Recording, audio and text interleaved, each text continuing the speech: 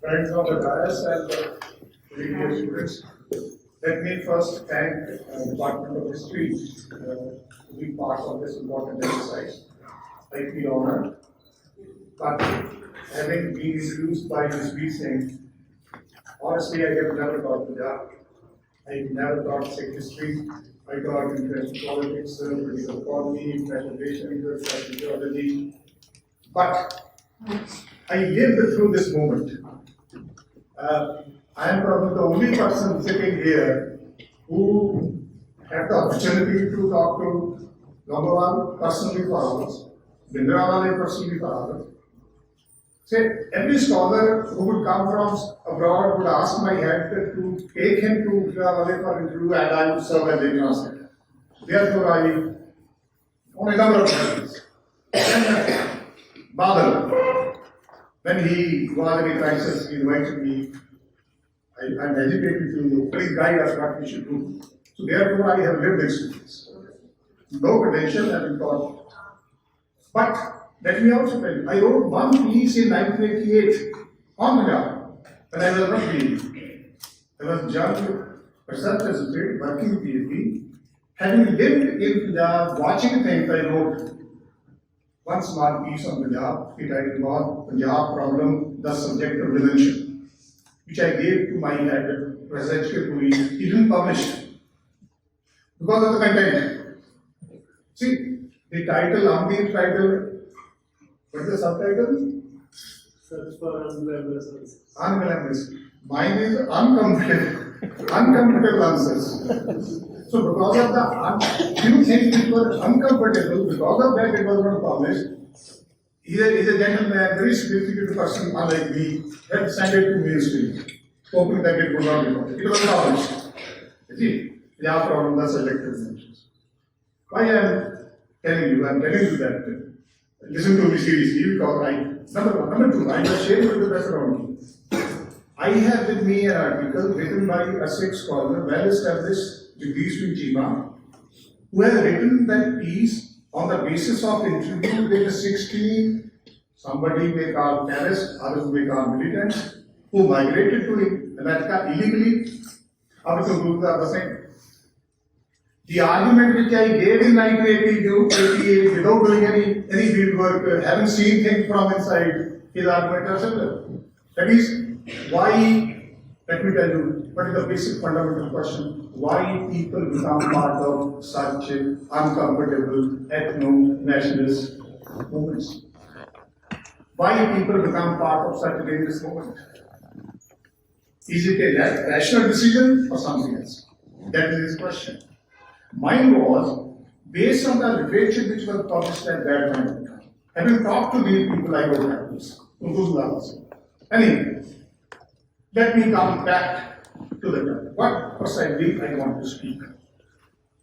I want to speak on Sikh ethno-nationalism, some fundamental issues, some fundamental questions. Having taught research methodology, it has become my training to put things to critical scrutiny. It has emerged from that. Many times it became very uncomfortable because I found whatever has been written on Punjabi problem. Could not agree. Having not agreed, suffered. I did agree, and having not agreed, I suffered. See, but I spoke. But I felt. Anyway, let me come back to the topic. We will come to those serious kind of studies also with which I had problem, why I had a problem, what did I have to say. Now, I will start with a reference to a book by Kuldip, who writes about Sikhs, saying that Sikhs are in every political party, in Congress, in left parties, everywhere. But he is writing this in 1966. Very important to know when he is writing. In 1966, he writes that Sikhs may be everywhere, but the Kaligal monopolizes the protest on behalf of the Sikhs. So this is a party which generalizes, monopolizes protest on the behalf of the Sikhs. That continued for many years. So that is very important. When we are talking of Sikh issue, when we are talking of Sikh cause, which Sikh cause? Which Sikh issue? That's very important. Therefore, so for many years, what was the yardstick of the Punjab State? Not of me. I may have said, yardstick was that Akali Dal SAPC is to be treated as spokesperson, representatives of the Sikhs. Which Akali Dal? Usually there are so many Akali Dals. Even now you will find number of Akalis. The yardstick has been, the stories would tell us, the researchers working on Sikh studies would tell us, the Akali Dal which controls the SAPC is to be treated as the Shromani Akali Dal. Shromani. The prefix Shromani, those who understand Punjabi can come out, what does mean Shromani. So, what makes it Shromani? You have control over SCPC, therefore you have a legitimate claim to be representative of the Sikhs. Now, having said this, let me also tell you. But I feel there have been times when, despite the fact that there is an Akali Dal which has control over SCPC, does not represent Sikh sentiments. Does not represent Sikh sentiments. You know, one that phase which in fact I wrote in that article which was published in 1980, the first paragraph of this stage is reached when Akali Dal and the SGPC is no longer treated as the representative of the Sikhs. But the militants had taken over. How this movement collapsed, that's a separate issue. What I'm telling you is, there come phases, having seen that thing retrospectively, I would say, maybe some of you may not agree with me, there came phases when, see, we have not done any empirical study to college this issue, but surely I will share with you some empirical data subsequently where people make tall claims on the basis of, say, 38% of the Sikhs said this. Therefore, using those kinds of yardsticks, we may say that there came phases when the Akali Dal SCPC was not representing the Sikh sentiments. One case was that, even now I would say, despite the fact that Akali Dal control, I mean Akali Dal control the SCPC, whatever I gather, Akali Dal does not represent Sikh sentiments. These things we talked to recently in a seminar, me and Professor Donkey. It does not represent Sikhs. Now, even that Ronki has written a very lengthy article which I have the peasant protest in a historical context, and the recent protest in Delhi. Now, I would read this protest also as a manifestation, as a proof of what? That Akali Dal does not represent Sikhs. Akali Dal.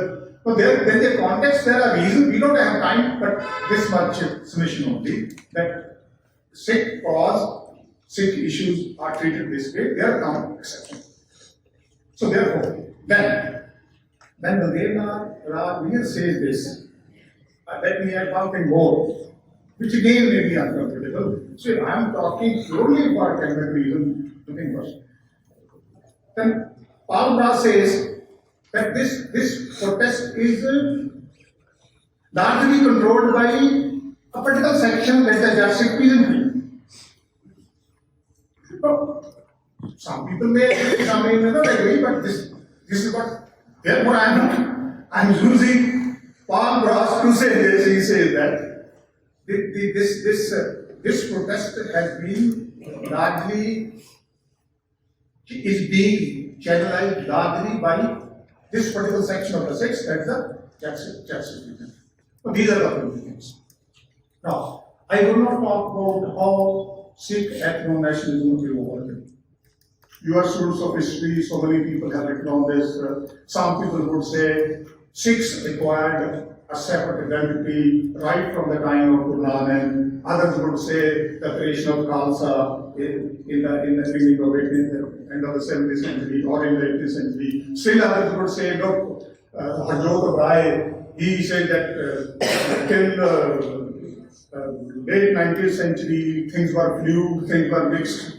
So I will agree. Things are fluid, things are mixed even now. Things are fluid, things are mixed now. Does this mean that Sikhs are not to be treated as equity and separate entity? Leave this. I read Ramki for knowing the caste divisions among girls. He tells me 39 subcategories. But still, I would not hesitate to grant this identity. They have an identity, though there are divisions. I mean, please don't come. Who would deny that Hindus are not a nation?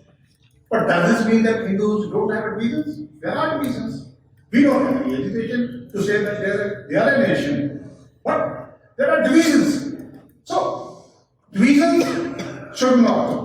So, those I say, look, fluidity, divisions, they are.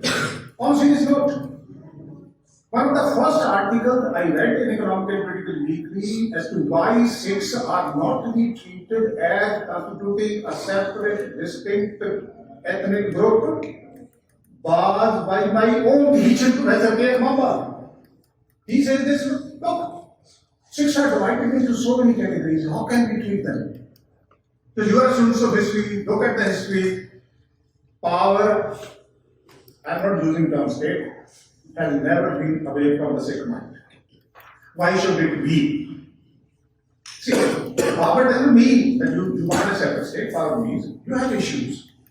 So, community has certain issues which are closely linked to the political ties. Therefore, you are part of politics. So, community being part of politics is ethno-nationalism. So, which community can be away from politics? So, therefore, conceptually, ethno-nationalism, I would grant, though, even now, as late as in 2004, 5, I continue to read articles by some people from BJP. Sikhs are Hindus. Sikhs are Hindus. Why Sikhs are Hindus? Once upon a time they were part of Hindus. RSS at a later stage, on the initiative of Prof. Singh, suddenly happened. Look, we treat Sikhs as a separate entity. But even now, at popular level, you will find, oh, Sikhs are. Why Sikhs are Hindu? Once upon a time they were part of Hindus. Then, you are a historian, very serious debate. People are saying that Sikh Hindu hai. Sikhs are saying, "Hum Hindu nahi." That debate, where Python Singh another wrote. Instead, let me remind very quickly the argument. No, it's not a question that whether I am saying this very commonly at popular level. This type of proof is given that if 10th Guru died for Hindus, what better proof you should have to prove that they are Hindus? Look. He died for a principle, he died for a cause, he died for religious freedom. It could be religious freedom of anybody. So therefore, this question has been settled academically, but still at popular level this happened. But at a later stage, I'm familiar with those things. The Prof. Singh got these things settled from us. Anyway, therefore, I do not have any hesitation to say that Sikhs have a separate identity, ethno-nationalism for this reason, and this reason. Denial does not serve any purpose. When I say this, denial doesn't serve any purpose for any community, denial doesn't. Anyway, let me now come to the see. When we talk of Sikh nationalism at this point of time, normally we trace things to what happened in 1978, which is taken as the beginning of militancy in Punjab. That was Grankari. In most of the books, it's written Akali Grankari clash. It was not a Akali Grankari clash. There was no Akali there. It was clash between followers of Vinavale and followers of Grankaris. Therefore, some people may call it Sikh Narankari clash, others may call it clash between Narankaris and others. So that is taken at the beginning of militancy in Punjab. But things did not came out. Bhindranwale continued to pursue his doctrinal kind of thing with which many Sikhs might have not agreed, but we will have to agree if we have to honestly analyze things.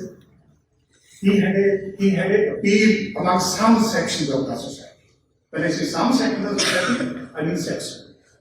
Therefore, when, see, 78, in 1980, Akali Dal was in power in Punjab. 78, this Sikh Narankari clash takes place, so things remain in the background. Then Akali Dal government is dismissed. That was 1980.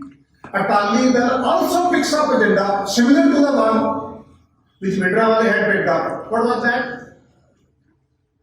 Section 25 of Hindu Marriage Act.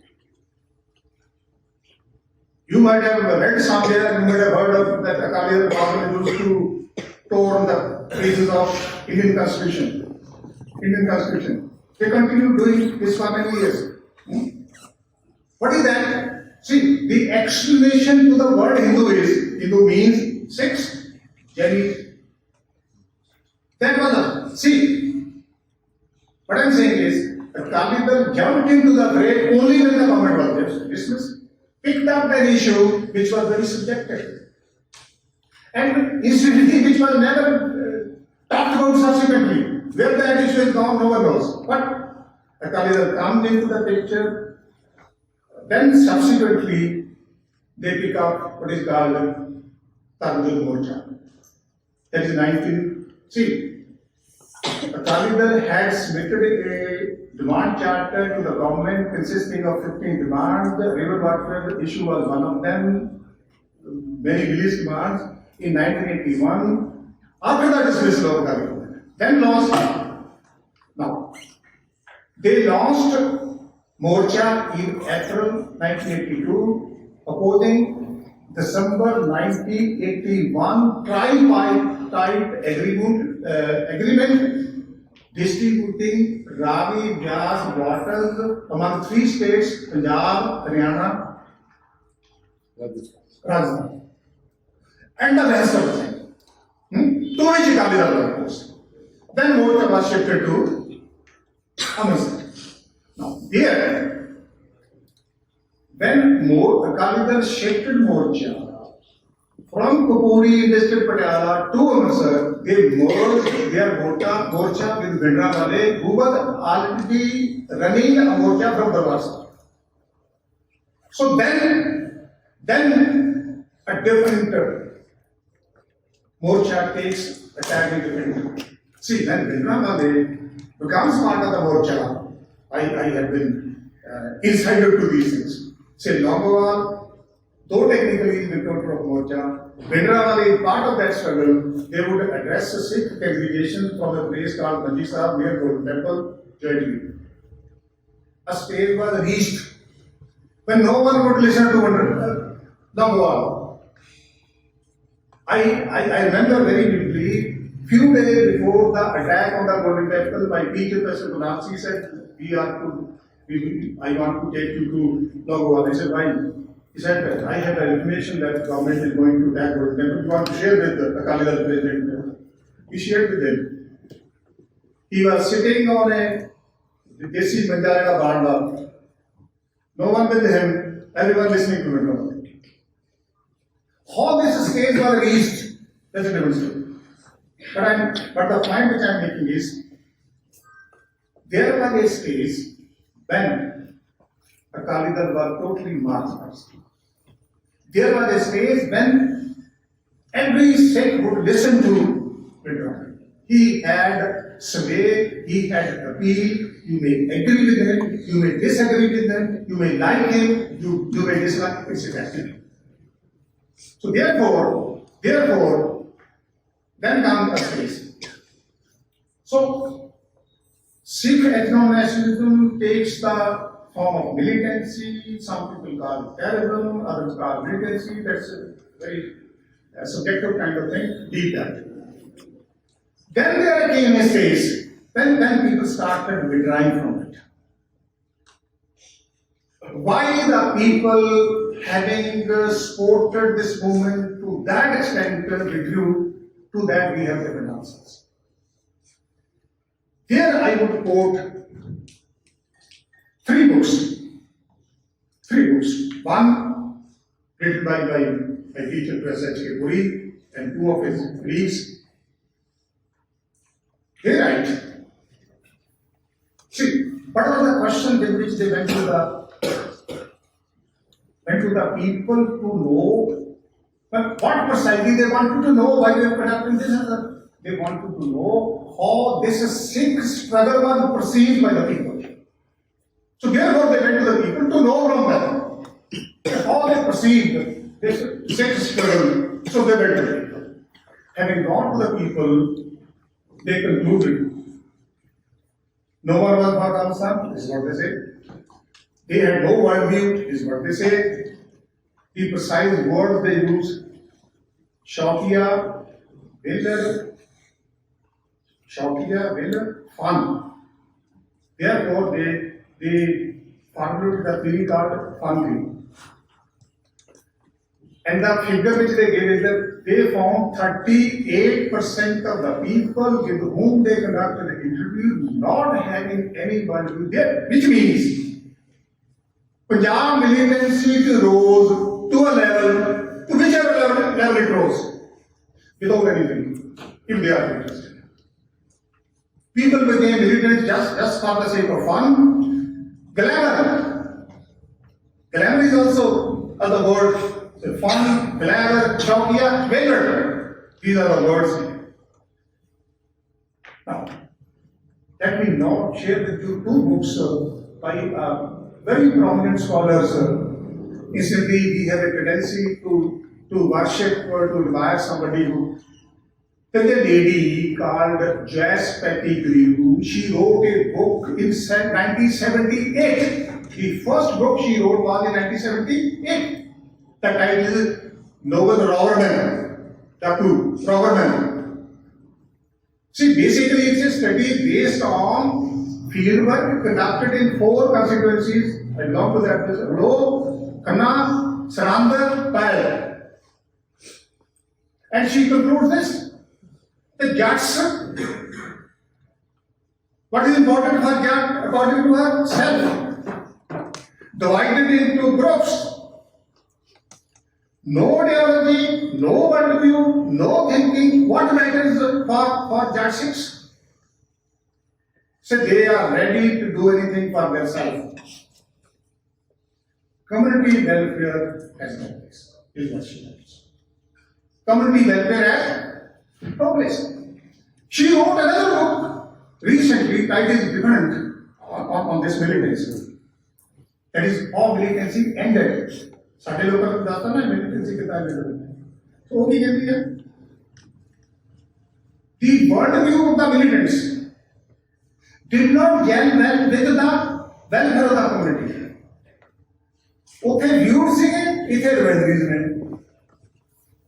So the rivalries of the terrorists or militants for their self-interest, where community did not matter. She tells us this became the reason for the downfall of militants. What did I write? See, incidentally, Professor H.K. Puri and company, but they want us to believe that superior force defeated militancy. Superior force defeated militancy. They wrote in 1999, KPS Gill wrote in 1997, same thing. We had the will to fight, we were given the type of weapons we wanted, we were given free and that's what we did it. So no difference. But KPS Gill writes in 1997, but Professor Uri and company write in 1999. Force, superior force, defeated. No worldview, no ideology, no issue, nothing. What did I write? My argument is, look, so in fact, this was the question I posed to Professor Puri when this book was entered. I said, you are my teacher, you have been teaching me the state can play very mischief. I am told, being an insider, having lived here in Amritsar, that what is going on here is being done on behalf of the state, on behalf of the police, but you have not touched it. Professor Puri's answer was, that was not our concern. Then I said, sir, what do you mean by concern? Sir, whatever are the facts, in whichever direction facts take us, we have to say, even if the answers are uncomfortable. Even if the answers are uncomfortable. Answers can be uncomfortable for me. Answers can be uncomfortable for others. But that's the training. So, what do you mean by that? That kind of issues. That should be basic. Now, I'm not simply merely posing questions. Let me tell you, at every stage, what did Reveal confess? Read his book. Criminals were inducted with a purpose. He writes. ਜੇ ਮੈਂ ਪੰਜਾਬੀ ਦਾ ਜਿਹੜੇ smuggler ਅੱਤਵਾਦ ਤੋਂ ਬਾਅਦ ਵਿਹਲੇ ਹੋ ਗਏ ਉਹਨਾਂ ਨੂੰ ਅਸੀਂ ਕੰਮ ਦੇਣਾ। Let me translate. Those who went out of job, smuggling stopped on the border because of some reasons. But those very people who went out of job, we hired them for a purpose. This is what he writes. So academicians do not confess. A policeman confesses. Whereas one can excuse a trained cop. So the kind of task is given to the policeman is not the task given to the academicians. So academicians say, but cop says, rather, Religio had the guts to say truth, not the so-called scholars. Now, what is my argument? Yeah. See, this movement in Punjab did not arrive, it was not initiated with this kind of militants. Movement started with river violence. April 1982. Then when it is shifted to Amritsar, 15 demand charters submitted to the government. They are negotiating with the central government on those issues. That was the issue. Now, the movement which was started on the basis of certain Punjab-based issues, most of them the issues of the Dutch Sikh peasantry and the Dutch Sikh peasantry which supported them wholeheartedly, I will confess. But tell me, how could Dutch Sikh peasantry which supported these militants wholeheartedly could support them when their daughters are being raped, when their houses are being looted, they are made the victim. So can you, I'm hesitating to use the word help. Sikhs, let me say, do you mean that the sections who support a movement, they are their own? That's what I'm thinking. They may wrongly say certain thing, but they will continue to support somebody without reason.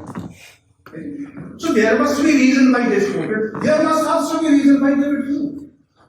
Obviously, which Sikh would support a movement, a struggle, which makes them the victim. Let me also tell you, no one took note of this. I'm saying 1988. From 1980 onwards, from among within the Sikhs, people started writing against these innocent killings. Let me quickly, otherwise you may say I'm talking something totally hypothetical. Singh Kamal wrote in Ajit in 88, you are killing innocent people. Innocent people mean the Sikhs, Hindus, both. He writes. Captain Vinder Singh, even two members of the Panthan Committee, Mano Chahal and Vasu Singh Jafardar, he said, innocent killing is not our tradition, that's not part of Sikh values, that's not part of Sikh cultures, it's not acceptable to us. So what I'm saying is, right from late 1980s, there are responsible people among the Sikhs who wrote, "Ye ki ho raha hai?" Even don't say that Sikhs never condemned. They condemned, they disproved. But things went on. So partially the video heads, my question in a way gets answered that suspicion is not simply unfounded kind of thing. State did it with a purpose, and the people would do. I mean, simple thing. How could Sikhs be part of such a movement where their daughters are being raped, where innocent people are being killed, where so-called civil code is being imposed? So movement went to a stage where no one could own it. Therefore, I wrote this. So, there are two things. For somebody, KPS G.N.D.U, he had a spurious. I have many cases. I am sorry. At least I don't have to share one. In district, this is what these people did in Punjab. See, they would pick up some boys from the police station to be killed in the fake encounters. That was the pattern. One day, they picked 3 boys to be eliminated.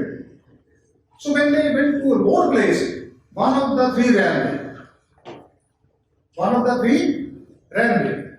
So when they left Baku, by that time they had given press release.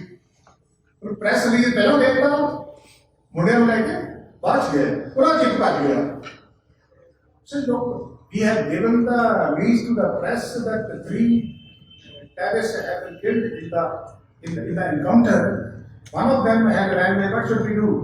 वो कहते पुराने वाले नाल के खाने को दूसरा गया. वो जो तीजा लेके आंदा, वो पहला भी लग गया. कहना हम 4 को मार दो, ट्रेडिशन बात करना. This is what has been happening. How could Sikhs be part of such a movement? I mean, if you proudly own that 9th Guru died for a cause of religious freedom, how could Guru Sikhs be part of such a movement which is brutal, which kills innocent people? So, my argument has been this, that is, this movement has not been defeated by the KPS G.N.D.U. This movement was defeated by the people of Punjab. People of Punjab, of course there were Hindus also. My own brother, younger brother of my own, there in the department of science, he was one of the key. There's military. He was there. The people of Punjab never wanted to be part of such a movement where this kind of horrendous things were happening. That's why movement collapsed, crumbled so suddenly. See, जिन्हें बंदे तो हटे कुछ भी करने के आप में तब सपोर्ट कर रहे हैं वही तो उठा रहे हैं. So therefore, but last thing, too much. Militancy in Punjab having been defeated, this again will be very uncomfortable for some of us. The Sikh problem has not been closed. Sikh problem has not been closed. Therefore, my hunch is Sikh protest will continue to manifest in one form or the other till these issues are resolved. Therefore, things have gone to the background, militancy is gone, movement has crumbled, and I am saying that in my argument that the very Sikhs have defeated this, but this does not in no way imply that the closure of the movement. each individually, not in a single problem with which Italian education started, has been resolved. With these words, I stop. Thank you very much.